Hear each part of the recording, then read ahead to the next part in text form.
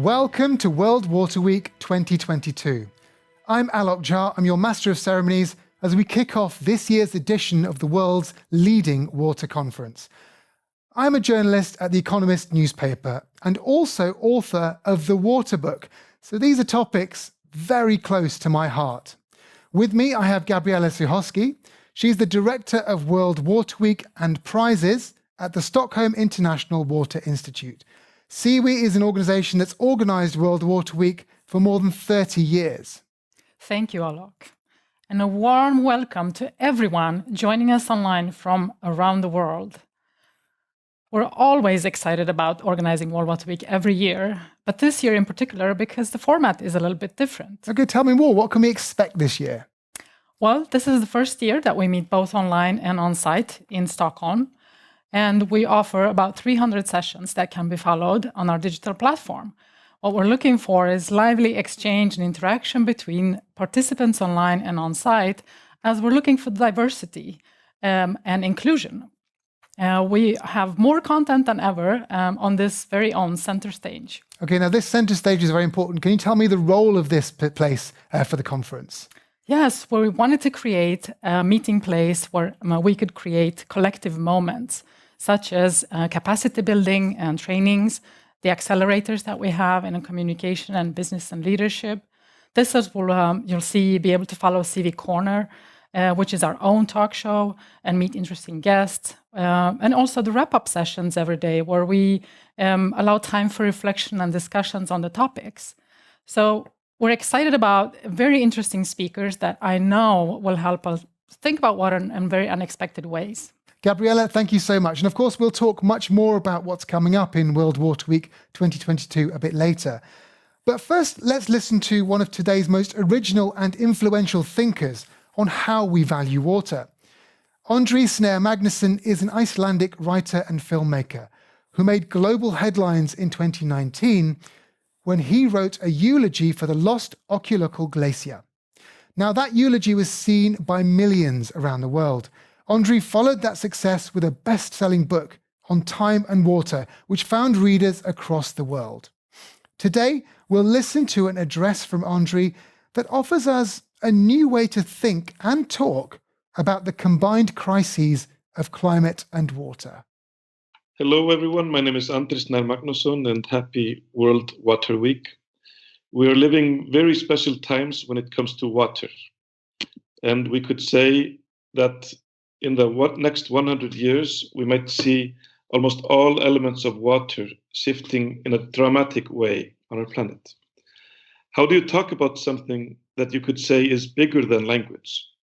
We've been trying to understand the concept of the future, called sometimes climate change, global warming, and now we call it climate emergency, in maybe a desperate attempt for us to get world leaders, public, media, to understand that we're in the biggest paradigm shift that humans maybe have ever seen.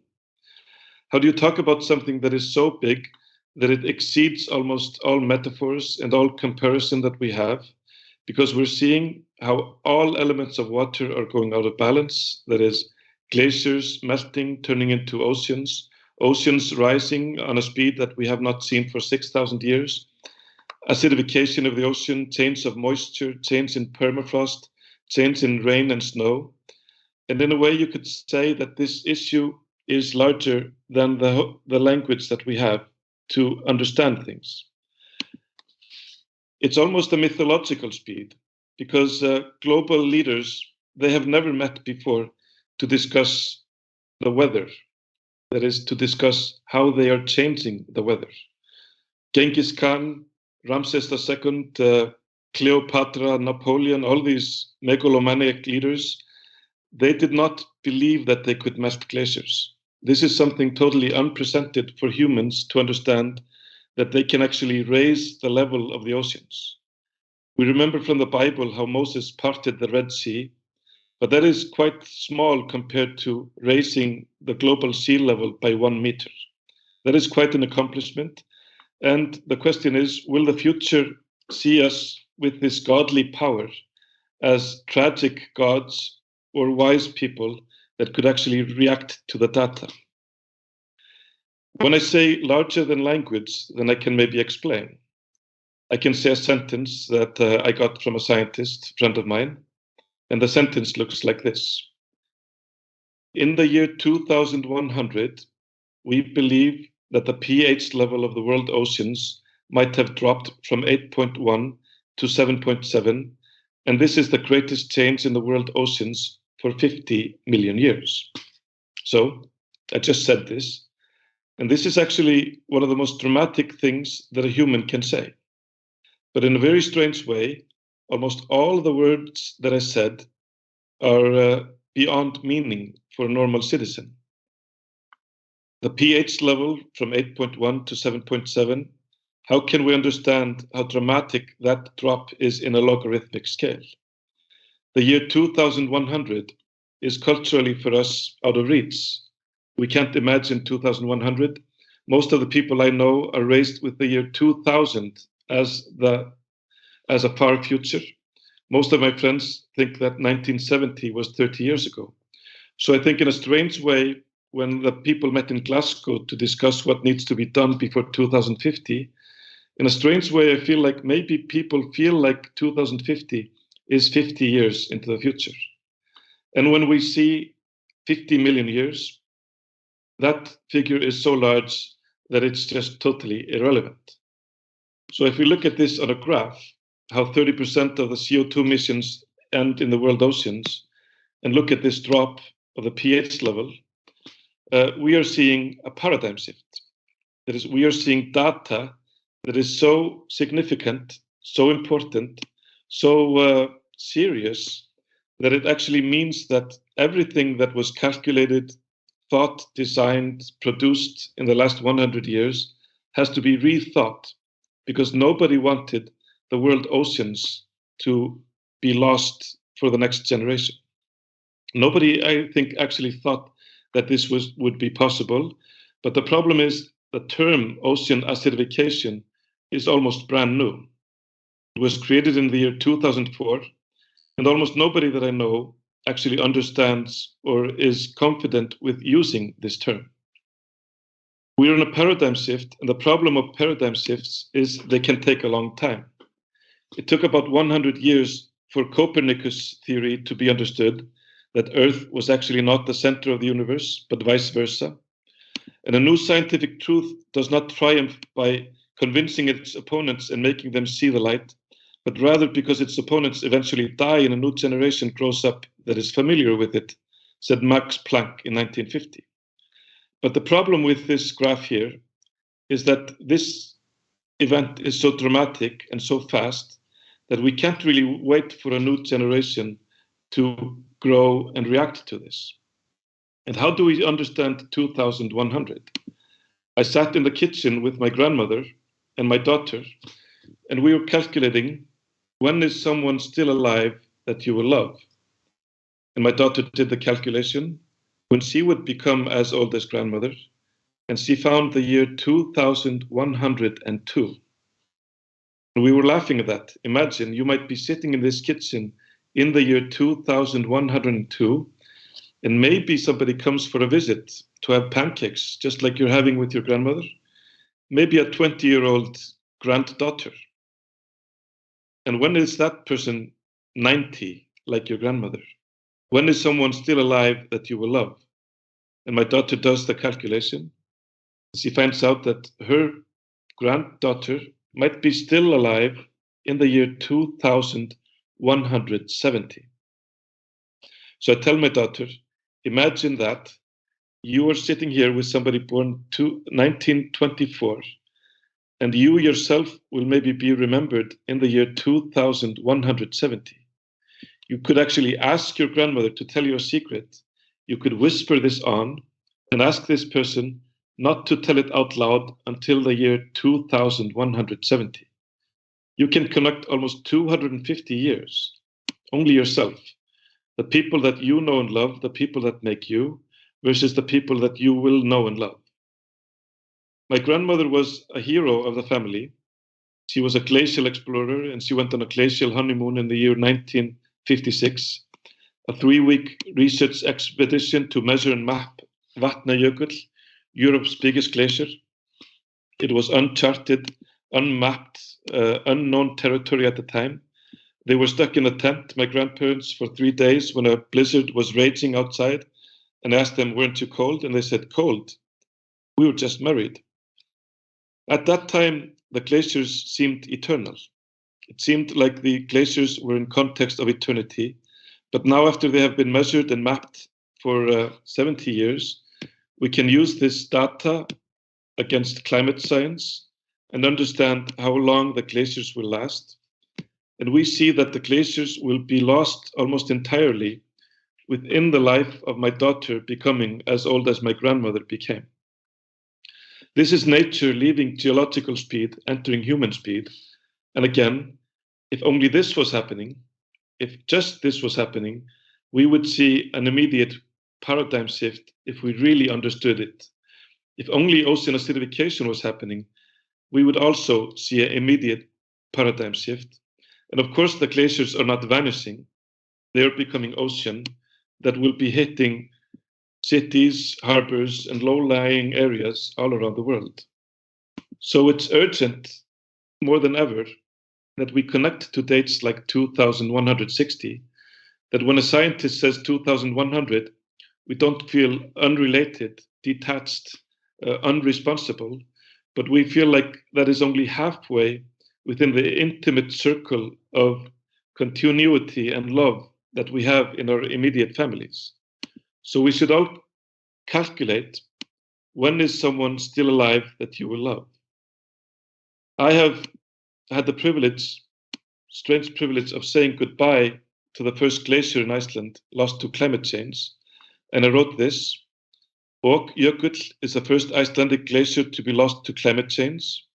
In the next 200 years, all our glaciers are expected to follow the same path. This monument is to acknowledge that we know what is happening and what needs to be done. Only you know if we did it. August 2019, 415 ppm of CO2. So that level has already reached 420 ppm. When is someone still alive that you will love? You can think for a minute, do the calculation, and then start acting on that immediate date. Thank you very much.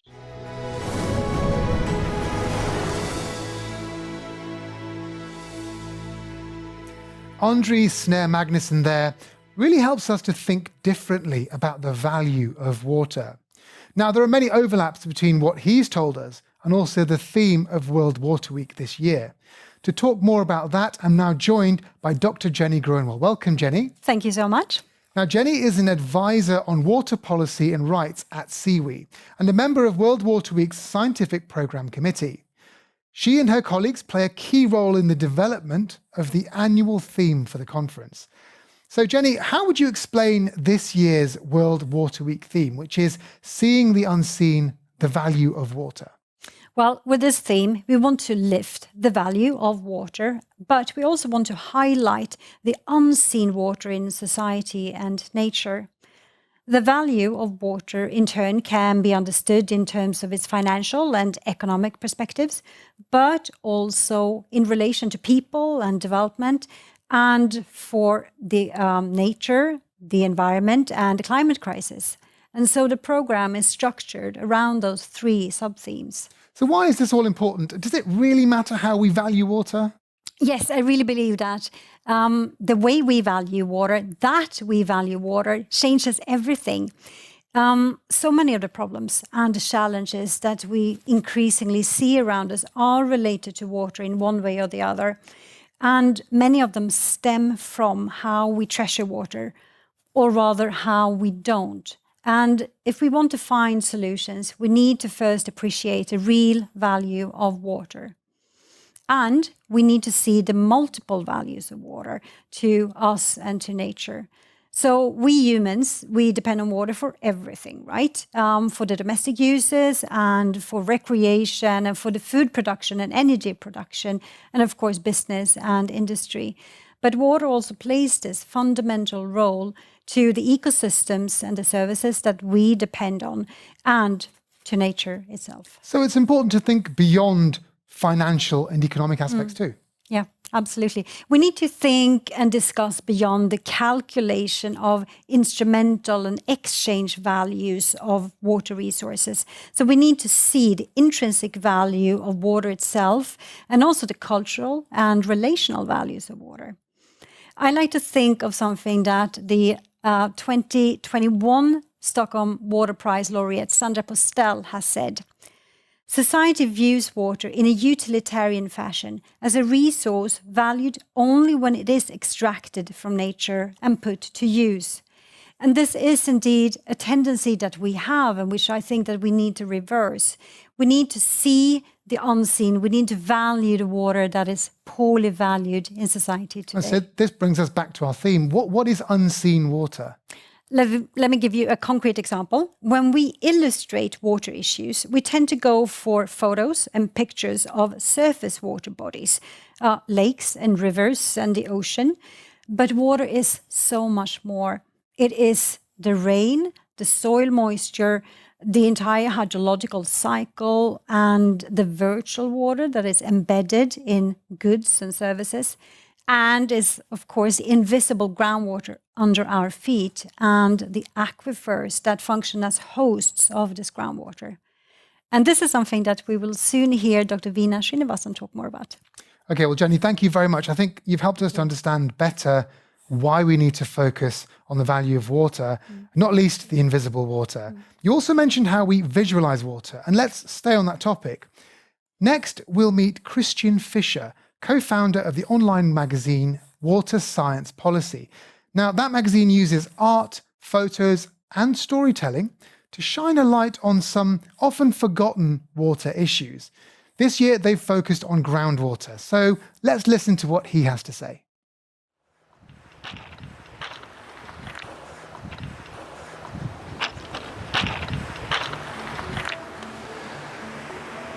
Hi, and welcome to World Water Week from all of us at Water Science Policy.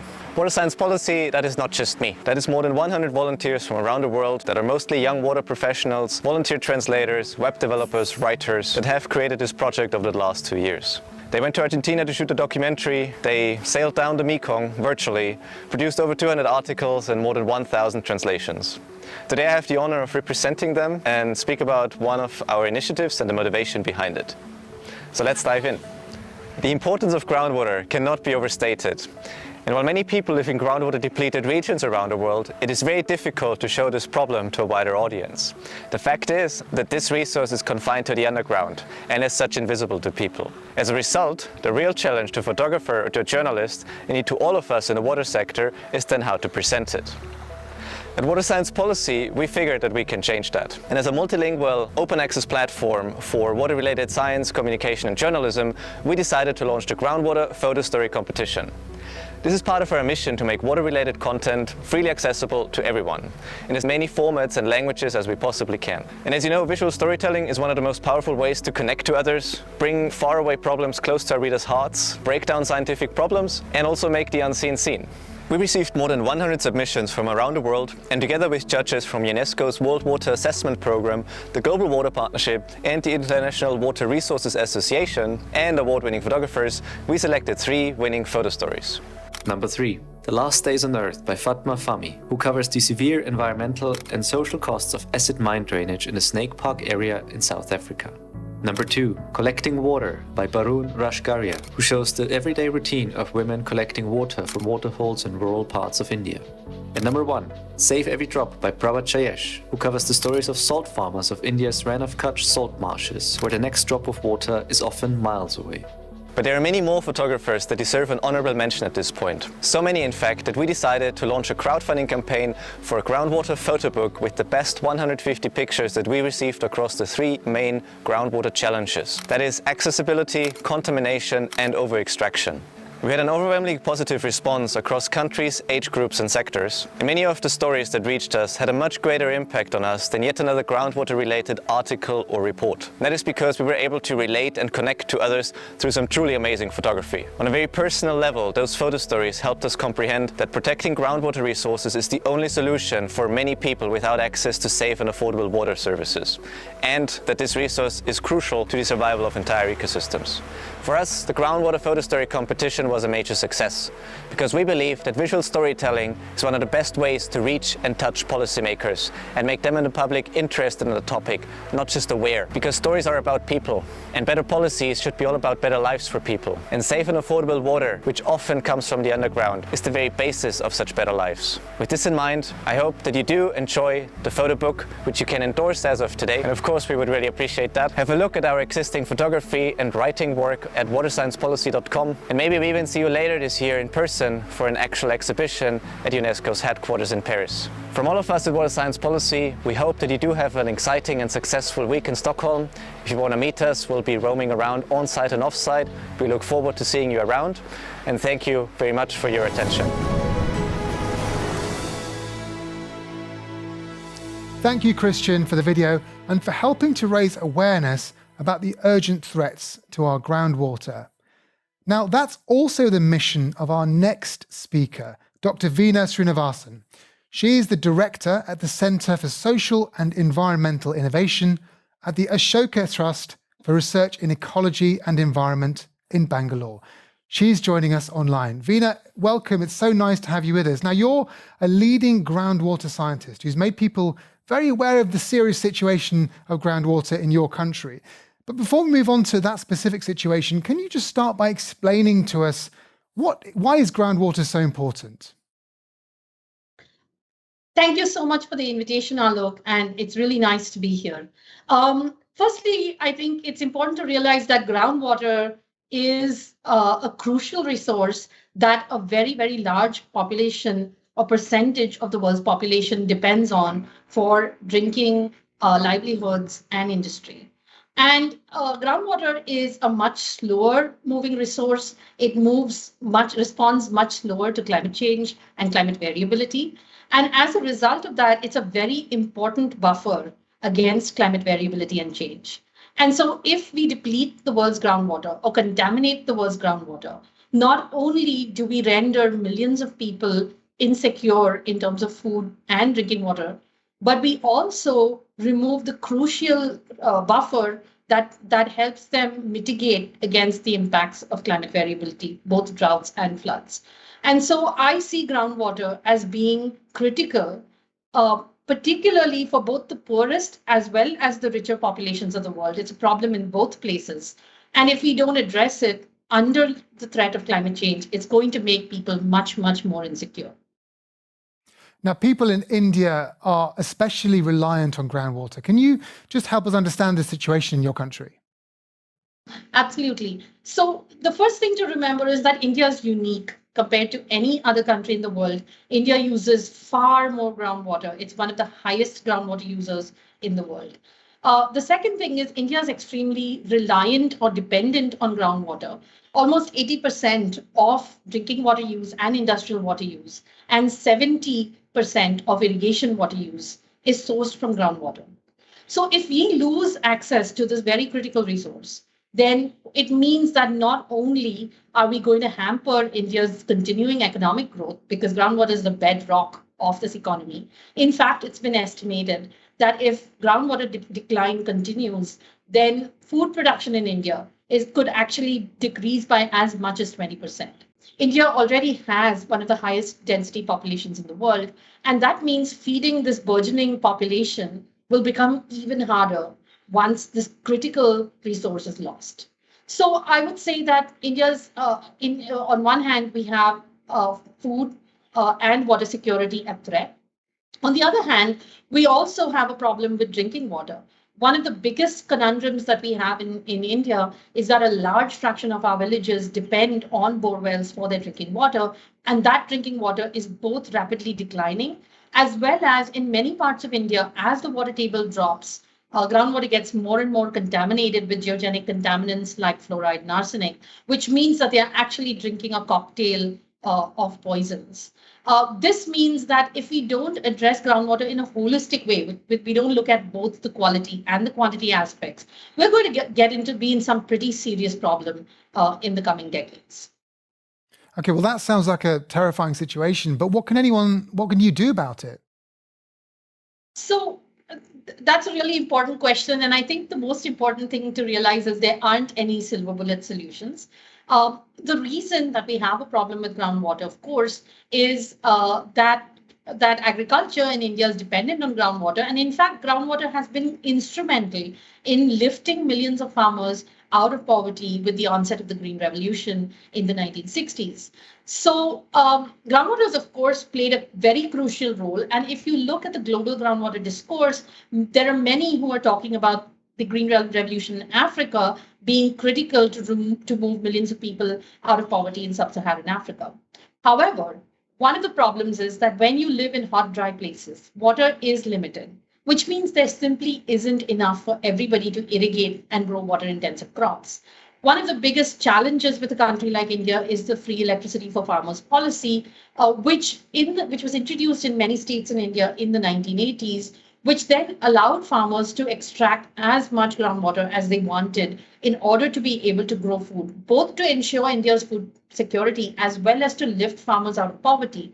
But that very policy, which was very relevant in the 1980s and the 1990s in helping India grow out of poverty, has now resulted in over-abstraction of groundwater, which means that we have to see a way to conserve groundwater, grow less water-intensive crops, use water more efficiently.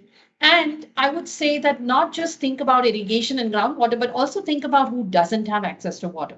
This is one of the biggest pieces, the missing pieces that is never talked about in the larger global groundwater discourse, that only half of Indian farmers have access to irrigation in the first place. And the other half are actually rain-fed farmers who continue to be reliant on rain. So just fixing efficiency is not going to fix the problem, because as the country gets wealthier, that entire group of 50% of land, which is currently rain-fed, is just waiting to become irrigated. So unless we fix the problem of rain-fed agriculture, of redirection of electricity subsidies from pumping water, sometimes from 1,500 or 1,600 feet, to something which is more productive, less water intensive, and gives more income to farmers, we're not going to be able to tackle the problem in its entirety. Is this a problem, do you think, that can be solved? And what about the roles for things like economics or technology, data and measurement? I mean, are these things going to be helpful? And can I ask you to look in your crystal ball? Is this a problem that can be solved if people focus on it? Well, I would hope that we have to solve it. I mean, there's no question of not solving the groundwater crisis, because we're not going to reach 50 years later and find that millions of farmers now have no access to any kind of irrigation and are completely left destitute. So that's not an option. So I would say that not only it can be solved, but it's absolutely crucial that we address this problem on a war footing. Now, I do think that, as I said, solutions exist. As you said, economics, data, better tools, better management, these are a very important part of the entire picture. But I think that sometimes some of the simpler problems in terms of interagency coordination, in terms of what it takes to make problems actually implementable and work on the ground, and often what we find is that farmers are willing to shift to less water intensive crops, but there isn't a market. So there isn't cold storage, there aren't the supply chains, the market linkages haven't been put in place. And so you're not going to get those win-wins that one wants, with farmers earning more while abstracting less, unless a whole bunch of other things which lie outside the water sector. It has to do with electricity subsidies, with minimum support prices for farmers, and the building of infrastructure, markets, and cold storage chains. All of these have to go together in order for the larger problem to get solved. Okay, Veena, well, thank you very much for your time today. It's really brought home, I think, why groundwater is an important matter for all of us. Next, we'll be looking at water from another perspective. We're very pleased to welcome Patricia Gualinga, who's a leader of the Quechua people of Sarayaku in the Ecuadorian Amazon.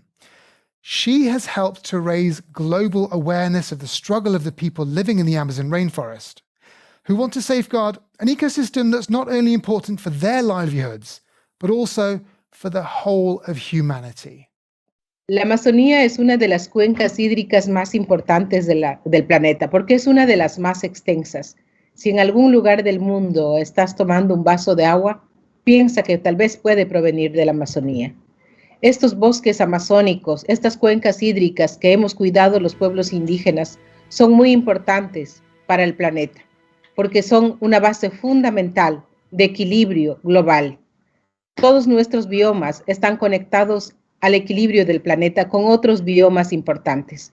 Por eso, la Amazonía es importante y no lo podemos contaminar. La destrucción de la Amazonía consistiría la destrucción de la humanidad. Nuestra Amazonía es vital para todo el equilibrio global. Nuestras fuentes hídricas son vitales para todo el equilibrio del planeta. Los pueblos indígenas estamos luchando para que estos bosques vivientes, para que estas reservas de la biosfera, para que estos biomas importantes no sean destruidos. Necesitamos el apoyo global para poder seguir resistiendo, para poder seguir defendiendo este ecosistema que es nuestro bosque amazónico. Los pueblos indígenas ya estamos al frente, ya estamos luchando, ya estamos defendiendo, pero necesitamos una conciencia global. Mi pueblo Sarayaku pide que se declare espacios vivientes a nuestros biomas para que el mundo pueda conocer de que de estos espacios vivientes es donde fluye la vida para el planeta, como un líquido vital, como una conexión que mantiene este equilibrio.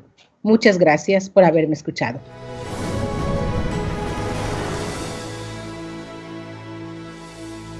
Very powerful words there from Patricia Guilinga, important to all of us.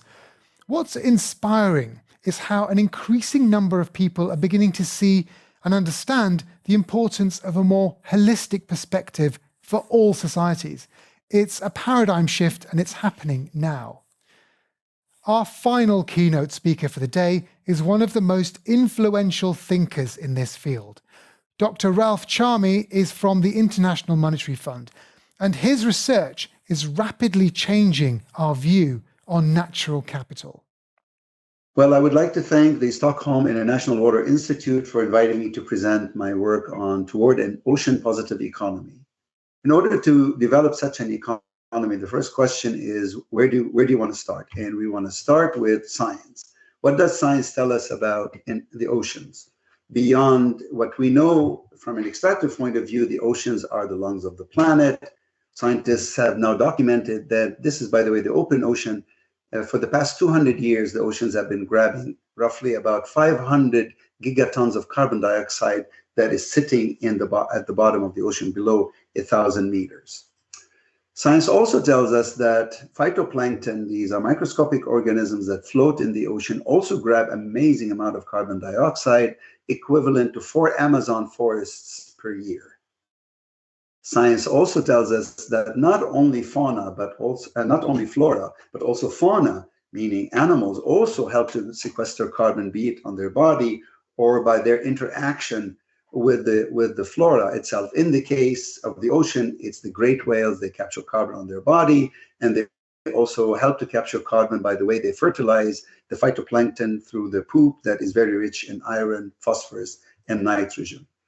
We also know that coastal blue carbon is very valuable to us in terms of carbon sequestration. I'm focusing on carbon here because of the climate link to the climate risk. Salt marsh, seagrass, mangroves, these are all amazing bodies that grab so much carbon dioxide and sequester it in the sediments. They also provide a great defense against flooding, and they provide for greater fish stocks. So what science is telling us is biodiversity is valuable. A living ocean, living whale, living seagrass, salt marsh, all of these bodies are incredibly valuable to us, not only intrinsically, but in terms of ecosystem services to us. We can also put a dollar amount to the science. For example, we can value the carbon services of a great whale, and it's roughly over $3 million in today's money. Imagine, compare that with a dead whale who their meat fetches about $40,000. Also, seagrass worldwide, this is recent work that we have done, we show that from carbon sequestration alone, seagrass is worth over $1 trillion. You would add another trillion in terms of flood control and a lot more trillions in terms of impact on fish stocks. The open ocean itself, if you were to look at the value, the stock of carbon dioxide that is being sequestered in terms of carbon in the seabed, that's the worth in terms of dollar amount is worth over $30 trillion. So the living ocean, and I want to underscore living here, is a source of sustainable wealth. It presents a new class of assets. Now, the question is that enough to have a living and thriving ocean? The answer is no. The ocean still remains at risk. It remains at risk mainly due to human activity, such as overfishing, deep sea mining, and the fact that we can't get our act together. There's all kinds of fragmented governance of the ocean itself. So what do we really need? What is the third pillar that's missing? Well, that's the policy action, the legal framing of nature. What is our vision of nature? Should nature have its own rights? Should nature have its own person? Should we criminalize any action towards nature? We call it ecocide. Or should we just look at nature as an asset that we own and it's basically there for our own benefit? Whatever it is, if we really want to maintain the benefits of a living ocean, we need to look at the ocean as a living system. And we need to have this holistic view that our ancestors used to have, and we seem to have forgotten. And that holistic view looks at the ocean from a regenerative view rather than the current extractive view of the ocean.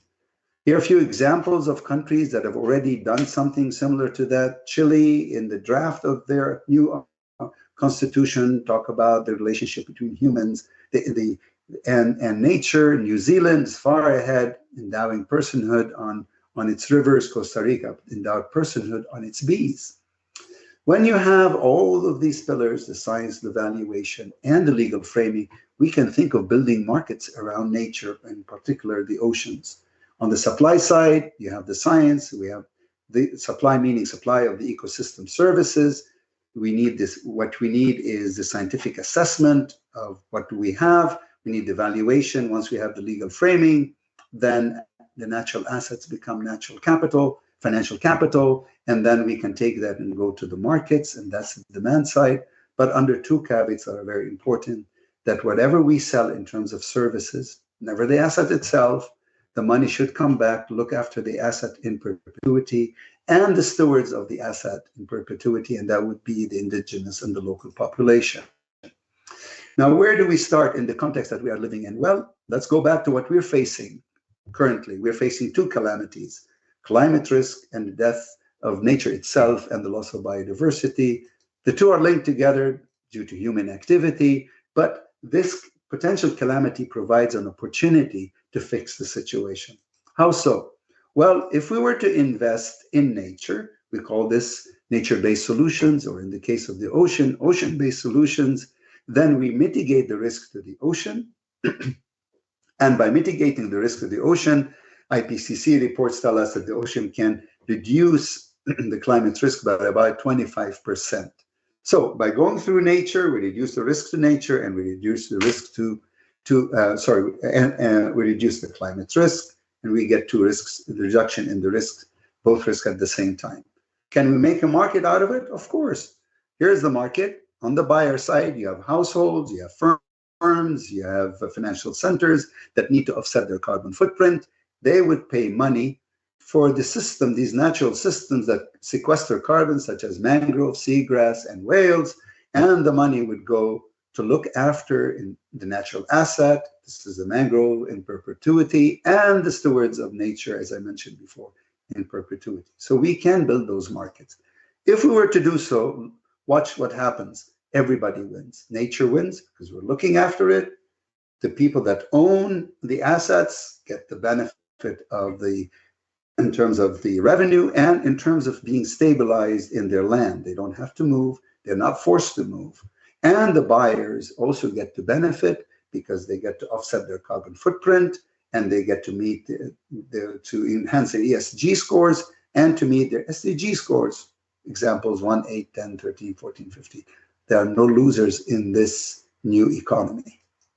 So thank you so much for your attention.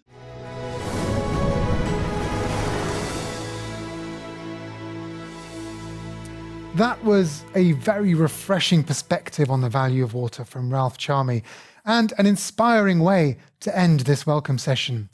I've now got Gabriella back with me. Hi, Gabriella. What are you going to take away from what you've heard so far into World Water Week? Well, it's certainly been very inspiring, but also thought-provoking, tapping into these many perspectives on how to look at water. And it's clear that we need to have these different perspectives in order to achieve sustainable solutions in the future. And as we've seen from different guests today and heard, we need to have the solutions and we need to have different perspectives in order to find models such as how to create nature-based economies and how to value natural capital. And so what's the role of World Water Week in making all of those things happen? So as Jenny mentioned before, the theme of World Water Week is particularly important this year more than ever, because if we want to achieve change and tackle these issues such as climate crisis and energy and food security, we need to change the way we use water and how we value water. Now, in that sense, World Water Week plays a really important role here as we bring together people from all over the world with various backgrounds and professions. We have the potential to create real change. So in that sense, World Water Week is a platform for change makers. So every meeting and every session taking place at World Water Week can achieve change. So is that your message to everyone attending the conference then? Yes, we need to make the most of it and make sure to bring the interaction between online and on site so we can bring the inclusion and diversity, finding these solutions forward. It sounds like World Water Week could have a huge impact, but it's actually up to people attending to go off and make that difference, isn't it? Now, you and I are going to meet up for a midweek check-in on Thursday, I believe. Is that right?